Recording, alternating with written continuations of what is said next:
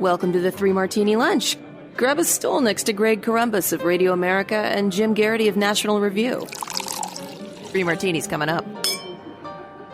It is Tuesday. So glad you're here for the Three Martini Lunch. We have bad, crazy, and crazy martinis for you today.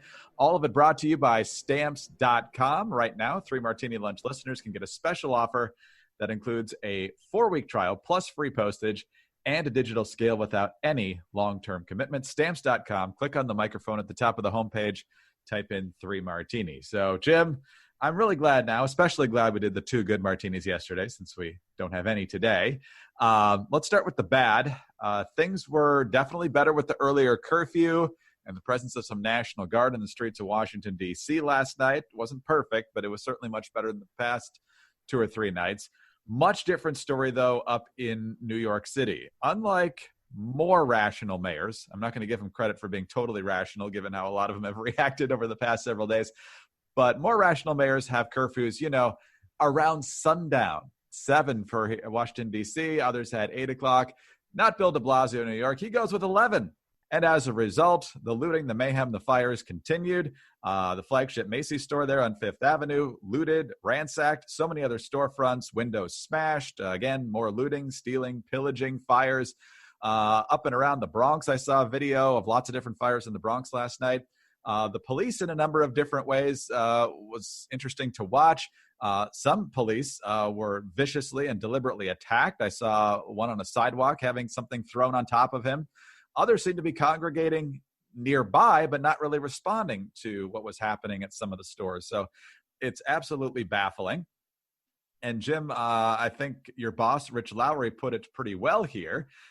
He said on Twitter last night, has anyone ever done so much to kneecap a great city in so short a time as Bill de Blasio?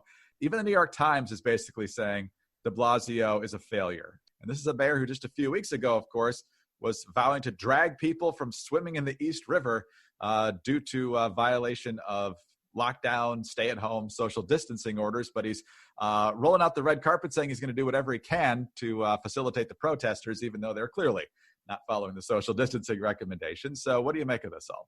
Yeah, Greg, it's interesting. I remember the president saying famously that he could shoot somebody on Fifth Avenue and get away with it. That has not yet been put to the test, but apparently you can loot on Fifth Avenue and get away with it. The sound of sighing you hear is that of David Dinkins, sighing relief that he's no longer on record as the worst mayor in New York City, modern New York City history. The de Blasio has now well surpassed him.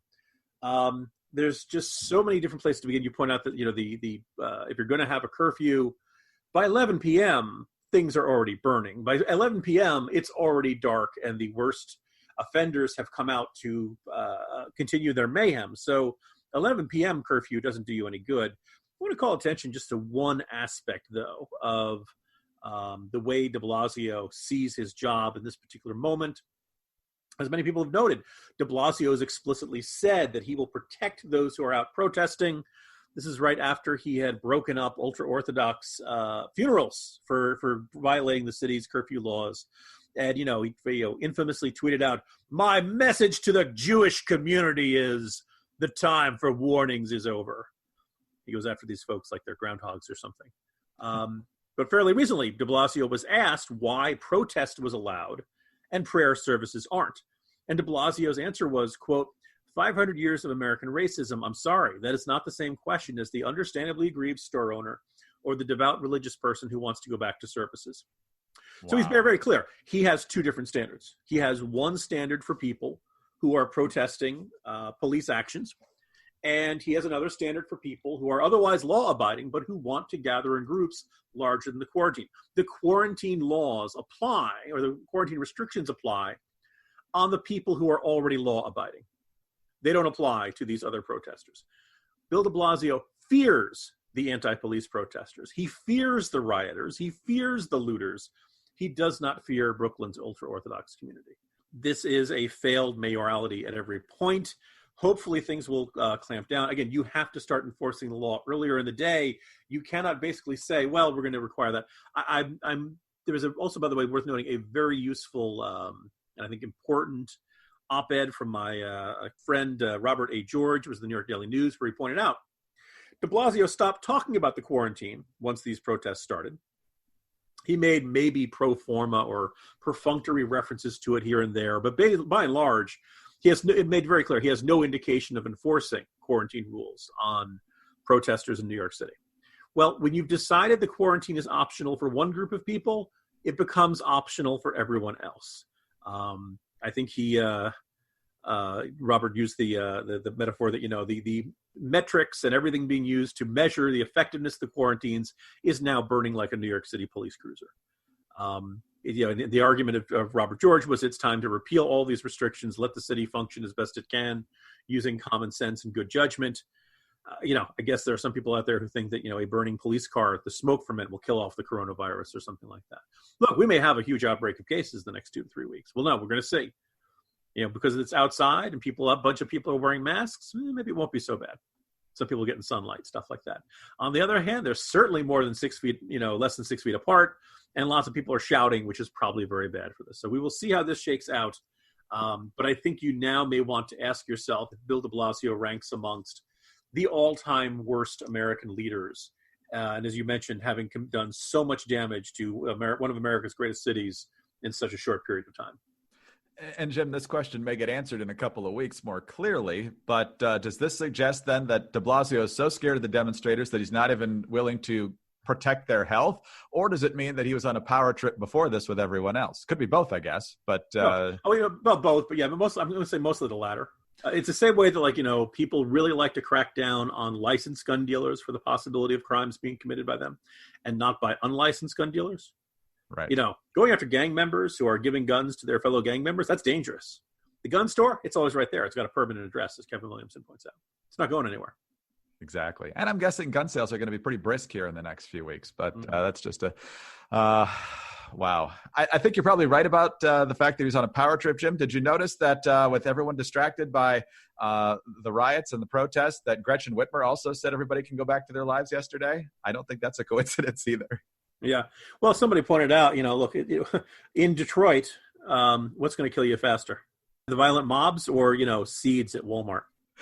Oh, man, it'd be very interesting to see what happens to her favorability over the long term here. But anyway, let's talk about our wonderful sponsor, Stamps.com. For all of our sakes, whether it's still being concerned about the coronavirus or your physical safety, you need to avoid crowds any way you can right now. What if you need to go to the post office? Well, if it's downtown in some cities, you might want to avoid that too, but you still need postage. You still got a life to live. You need to send out letters and packages. So what do? Well, don't worry. Stamps.com is here to help. With Stamps.com, you can print postage on demand and skip those lines and crowds at the post office.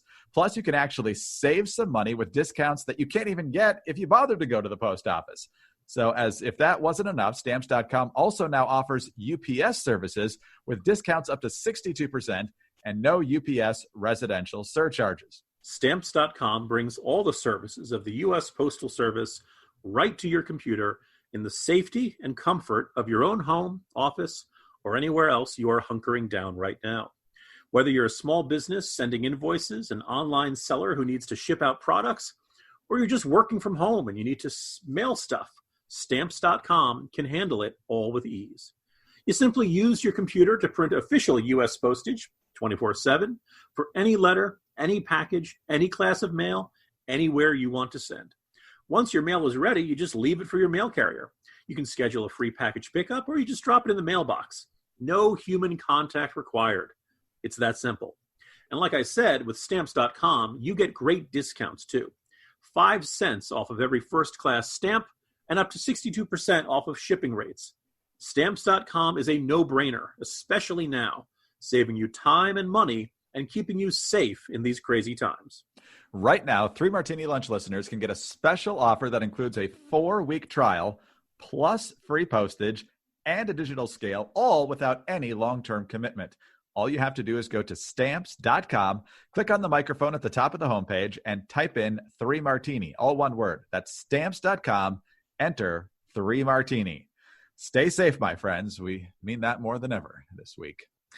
All right, Jim, let's move to our first crazy martini now. And it's been weird. It's been maddening to watch different members of the mainstream media and different political figures dance around the destructive nature of some of these activists. I'm not even going to call them protesters. I think they're infiltrating to do as much damage as they can. And there's a lot of people out there for noble purposes who are getting overshadowed as a result of it. But the mainstream media refuses to somehow separate the two. And a lot of Democratic political figures do as well. And yesterday, the Fairfax Democrats, this is Fairfax County, Virginia, which has gone increasingly blue over the past decade or so, they retweet a statement. It's hard to know exactly what this guy's name is from his Twitter handle, but the statement is, when President Obama included the Stonewall riots in his second inaugural, he didn't make that decision lightly. Riots are an integral part of this country's march towards progress. Let me repeat that last sentence. Riots are an integral part of this country's march towards progress. Well, that tweet's no longer up there now. There's a long statement from a guy named Brian Graham, who's chairman of the Fairfax County Democrats. But the tweet above it says, FCDC, Fairfax County Democrats, does not endorse rioting. We support the right of peaceful protest and condemn violence.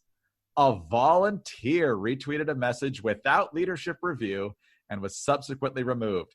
Peaceful protests are important because hashtag Black Lives Matter. And then in the statement, they talk about how they're going to revise their social media policies, Jim.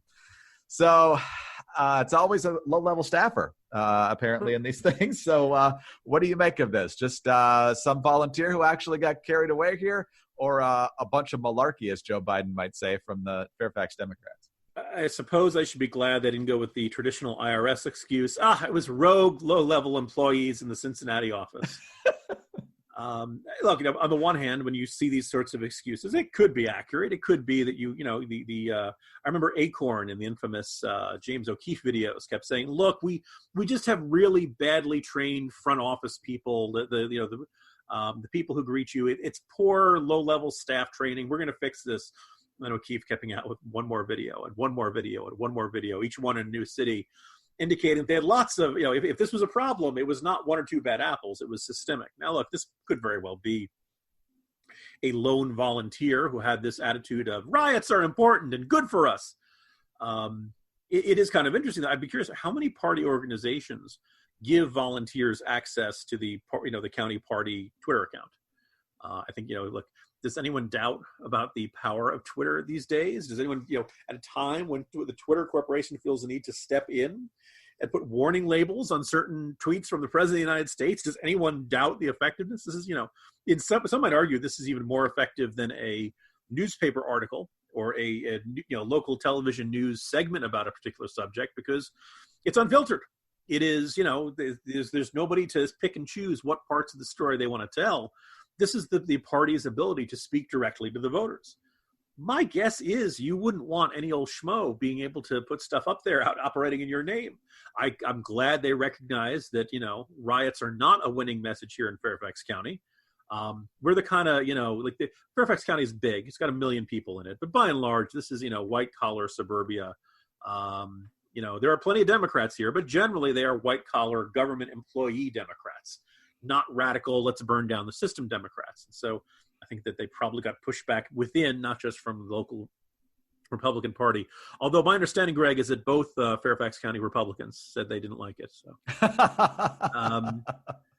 look, this, if nothing else, this is why, interns or, average volunteers should not be controlling the communications methods of the entire organization.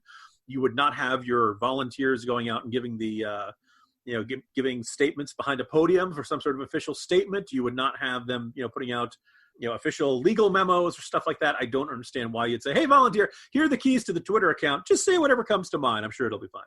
All right, Jim, on to our second crazy martini now. And of course, all of this started in Minneapolis with the police-involved death of George Floyd. We had 2 different autopsies come back, and while slightly different, both concluded that George Floyd was killed, and the actions of the police officer there are directly responsible for that. And we'll see if that leads to additional charges or if the other officers subsequently get charged now. But the question is what to do about it. Obviously, you could have a constructive dialogue, both locally and more nationally. You could figure out ways to connect different sections of your local community there in Minneapolis, or you can go the pandering route, and that's what Joe Lockhart has done. Joe Lockhart's a former Clinton administration spokesman who apparently, Jim, did work for the NFL, which I was unaware of until he wrote this column. He says the situation in Minnesota right now offers a unique opportunity to deal with the symbols of racial injustice. As a small but important step, the owners of the Minnesota Vikings, Ziggy and Mark Wilf, can send a strong message by offering Colin Kaepernick a contract to play with the Vikings. Bring him into camp, treat him like any other player, given a chance to play the game they love. It will not solve the problem of blacks and police violence, but it will recognize the problem that Kaepernick powerfully raised and perhaps show that with courage, real progress can be made. So, Jim, I always love solutions that admit in the solution that it's not going to solve anything. But what do you make of this? You know, Greg, let's go for it. Now, it's easy for me to say as I am not a fan of the Minnesota Vikings. And as a Bears fan, I assume you'd be like, sure. Let's bring in Mr. Sideshow excitement, make himself the headline, full-time political activist, part-time football player. Let's put him on the Vikings roster and just see what happens. But I'm almost at the point now where I was like, first of all, if an NFL team signed Colin Kaepernick, Greg, this would mean that lots of people would have to stop complaining that Colin Kaepernick is getting mistreated. You'd probably find some new way to complain, but that complaint would stop. And that just looks really refreshing right now. I like the idea of that. And let's put him in there. Maybe he's still got the moves. I don't, maybe he doesn't. And if he goes out and he looks lousy in preseason and you cut him, well, okay, it's based on what he was doing on the field. I think this will have absolutely no effect whatsoever. But it's such a bad idea. I almost want to go for it just to be able to say to Joe Lockhart, see, are you happy now? And honest to goodness, if this actually would bring calm to the city of Minneapolis, the state of Minnesota, or the country, let's do it. Put that big purple uniform on there, Colin Kaepernick. Let's see how this goes. Good luck to you. And I'd be thrilled if that would actually calm things down. But I think Lockhart is correct.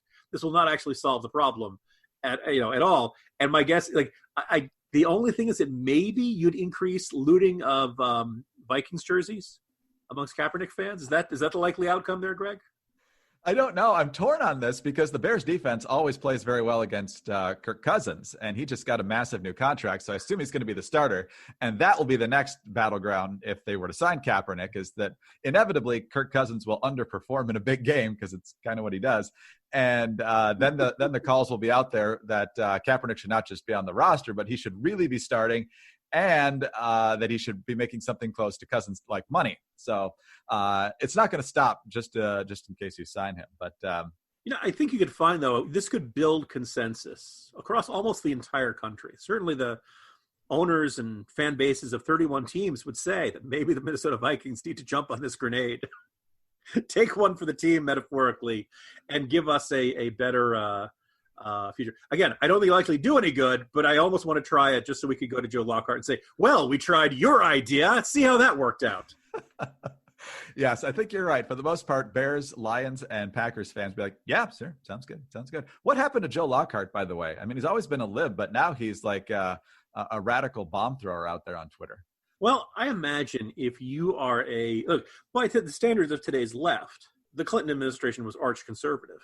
Right. And all these tough on crime measures that Joe Biden got through, look, they were all signed into law by Bill Clinton. And Bill Clinton, the Clintons had their disagreements with the Bernie Sanders left and all that kind of stuff. Bill Clinton had no problem with making money on Wall Street. The Clintons had no problem. They just, they didn't like other people making it as much, but they didn't want Wall Street to go away because they wanted to make their money.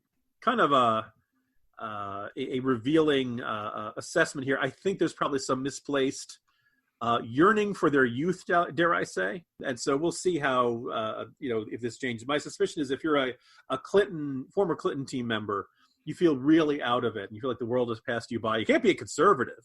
That would be wrong. That would, that you couldn't possibly acknowledge the conservatives had a right. My guess is you're going to see more of this kind of, frustrated baby boomers yearning to recapture the idealism of their youth because, we haven't had enough of that, Greg. Oh, hipsters everywhere. Jim, we'll see you tomorrow. Have a good one. See you tomorrow, Greg. Jim Garrity, National Review. I'm Greg Corombos, Radio America. Thanks for being with us today. Do not forget, please, about our wonderful friends over at Stamps.com. Could not be more convenient to get all your postage without having to go to the post office. 4-week trial plus free postage, digital scale, no long-term commitment. Just go to Stamps.com, click on the microphone at the top of the homepage, and type in 3 Martini. Please subscribe to the podcast, leave us a kind review, get us on those home devices, and we will see you on Wednesday for the next 3 Martini Lunch.